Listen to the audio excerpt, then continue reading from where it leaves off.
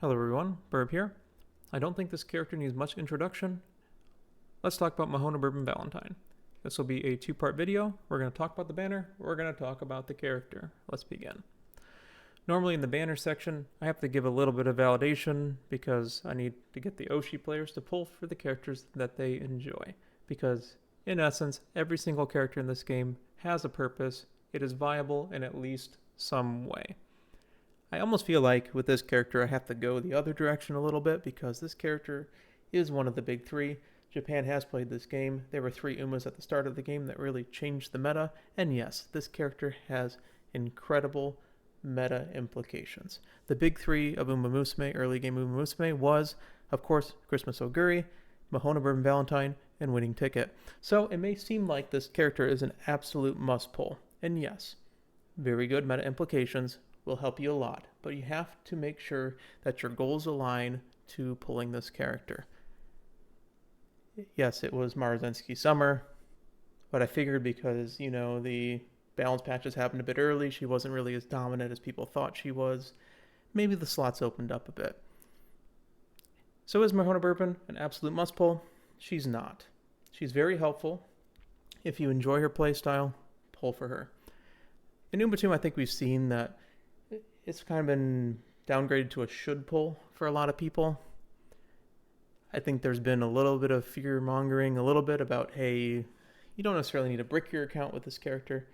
I think if you follow straight rules, you're going to be perfectly fine. And this banner is not any different than any other banner. You do need to pull for the characters that you enjoy their playstyle. This character in particular offers convenience more than anything else. This is the easy frontrunner. There is no other character that is as easy to build in the frontrunner position as this character. However, she does not offer anything new necessarily in the game. That is the trade-off. But, as we're going to find, easiness, and as a winning ticket player myself, convenience is king. It really helps you able to do run after run after run without feeling stressed because you have so many things that you need to grab. So, who should pull for this character? You need these pull requirements. I'm going to go over them because I know a lot of people will be pulling for this character. You need 30,000 carats no matter what. This is non-negotiable. If you have 27,500 and you don't end up getting to 200 pulls and the game just doesn't give you it on the 0.75% chance, you just wasted 27,500 carats for whatever random Umas that you got from it. 30,000 carats guarantees the character. You need 30,000 carats. This is non-negotiable. You can put her in a selector ticket in the future. It's going to be a year. I know it's tough, but it's just not worth it. Secondly, make sure your SSR cards are up to snuff. If you are a competitive player, you need to make sure that you have enough SSR cards to reach your goals. Mant is pretty free to play friendly, so if you're not pulling on Find Motion, you don't need to pull on Narita Top Road banner either. You do have about a 3-month period to try to get enough carats for like Agnes Tachyon Light Hello banner, for example. So it's pretty flexible there, but make sure you have a pull plan. Make sure that you are able to pull for an Uma right now. Thirdly, you need to make sure you enjoy the character or the play style. If you like how the character looks, you like the animation, stuff like that, that's perfectly fine. If you like the play style, these are the type of people who will like the play style. You want a low effort frontrunner. So frontrunner players, if you're making 3 frontrunners and you just want one that's pretty easy to build, this is that character. If you're a Mihono Bourbon or an Aishin Flash Oshi player, you're pulling on this banner anyways. Nothing I say or do will tell you no. That's fine. Pull for the character you like. And 3, even if you are a late surger or an end closer player, if you enjoy charioting, which is basically meaning running a front runner to help your late surgers and end closers by denying pace chasers essentially, or by setting the pack speed, this may be a character for you as well. So you must like the playstyle, you must have 30,000 carats, you must have a pull plan, and make sure that you are following the pull plan. Okay? That is the banner. Let's talk about the character. Mihono Bourbon Valentine is a very, very flexible distance runner. So she can be run in sprint, mile, medium, and long without much trouble. C, sprint, B, mile, A, medium, long, B. As long as it's a turf track, you can get it with some minor sparks and you're going for the S in the distance anyways. She is primarily a front runner. Her kit is based almost completely around being a front runner. However, you can force her pace chaser by getting 10 sparks towards it in all distances. But again, this is the front runner character. Her bonuses, 10% speed, 10% stamina, 10% power. I love these bonuses because I like tapping speed, power, and stamina. There's a little more analysis than this. Having low wit is not the greatest on a frontrunner, but you can run wit sparks on characters. A lot of people just forget wit sparks. They are honestly, they may be the most powerful spark in the game, in my opinion. Reason being is you can basically free up wit slots for other cards, and you're a front runner, so more wit is always good. In sprints and miles, you generally want to run a speed wit deck. That's been pretty standard. We'll talk about Mant in a second because Mant's a little different. You just substitute whatever extra card that you need for Rico, for miles. That's the only difference between sprint and miles. For mediums and longs, you have a lot of flexibility. You can run wit sparks and single solo wit, especially if you are a new player. The new players, how you get good at this game, if you don't have the cards, is you make sure you have good parents. In this case, you have wit sparks that, because your wit taps in long, you're going to be so focused on getting stamina that you're not really going to be able to pump your wit very high, so you use the wit sparks to help with that. Essentially, basically 2 speed, 2 wit, and a stamina card for all the people who have good cards that have been playing the game for quite a while. For the new players, I suggest 2 speed, 2 stamina, solo wit Rico, just so that you have plenty of room while you're still learning this game to hit the stamina requirements, to get your speed requirements, put a couple wit sparks to supplement the fact you have solo wit, and then just hit wit when it's there. Quite simple. I think this character is very flexible in this regard.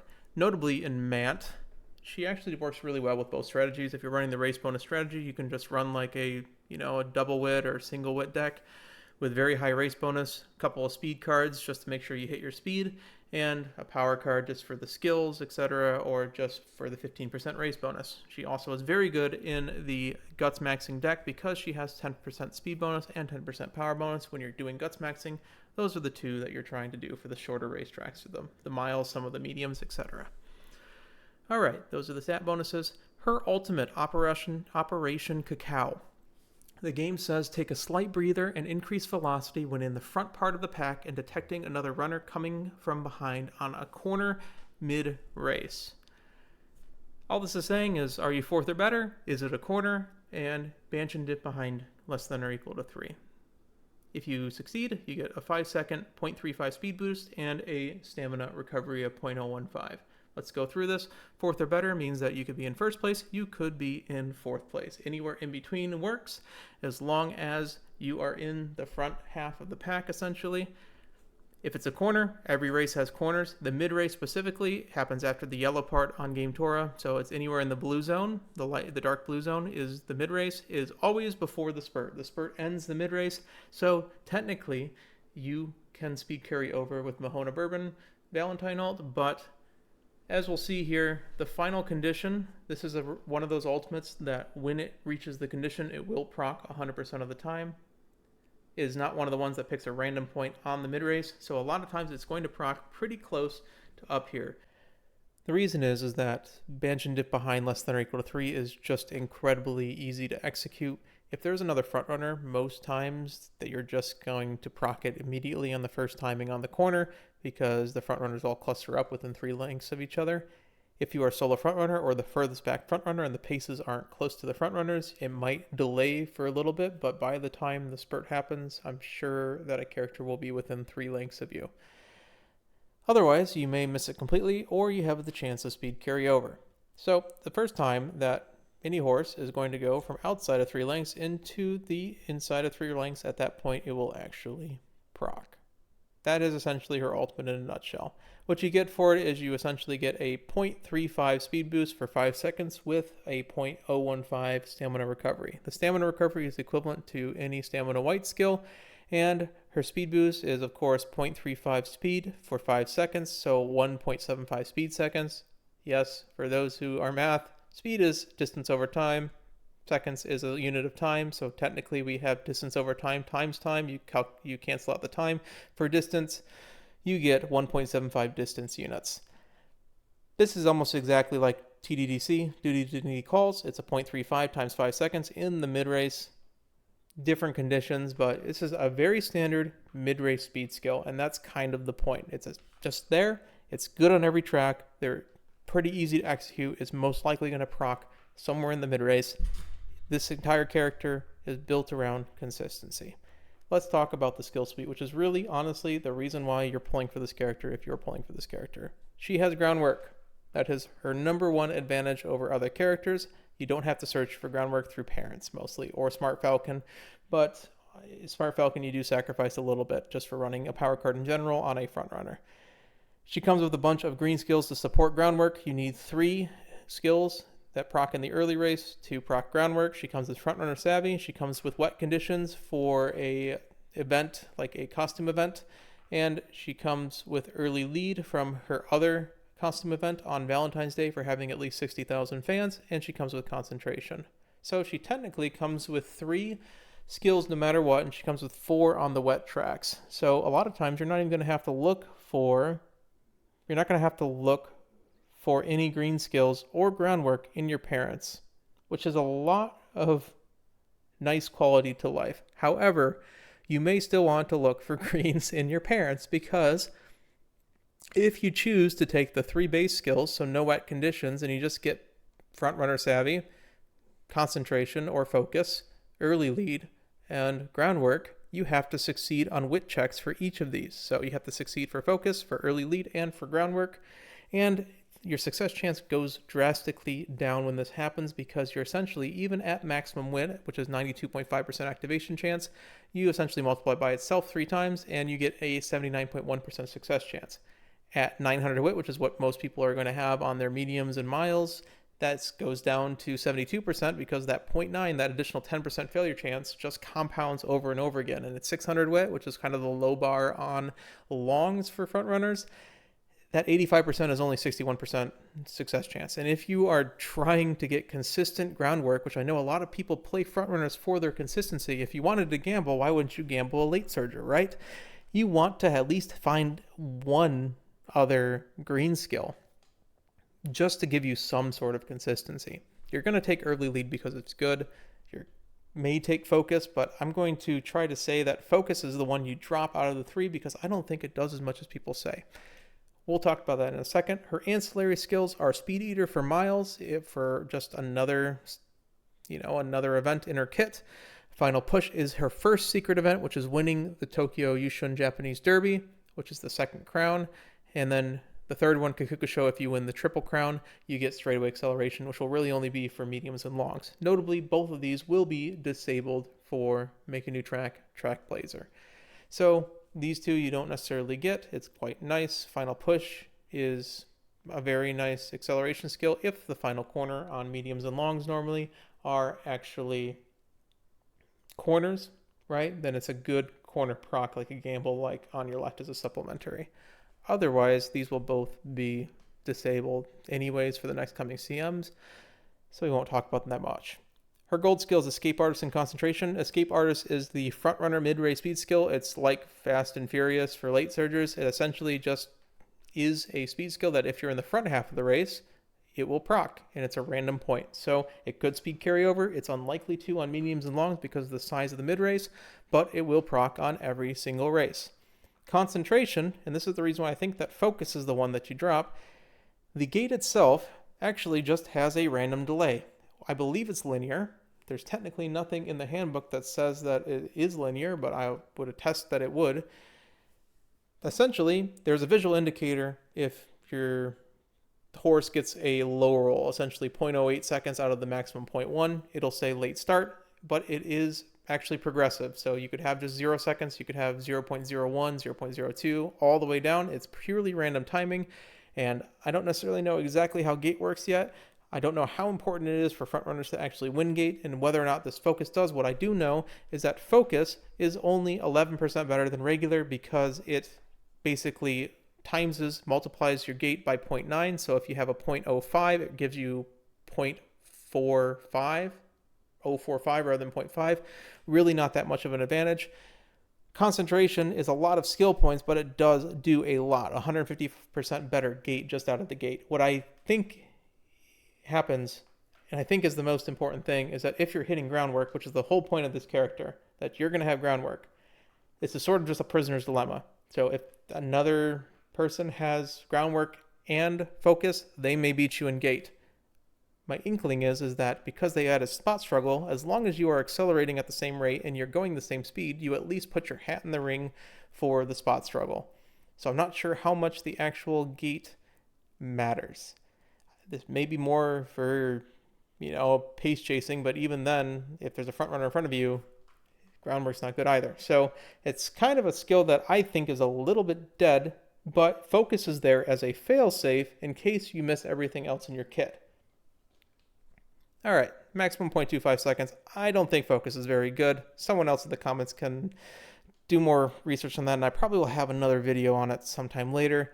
The gate is really weird. The early race is a bunch of random stuff that happens with pace downing and everything.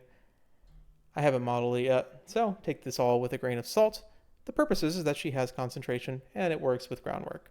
Her CM viability.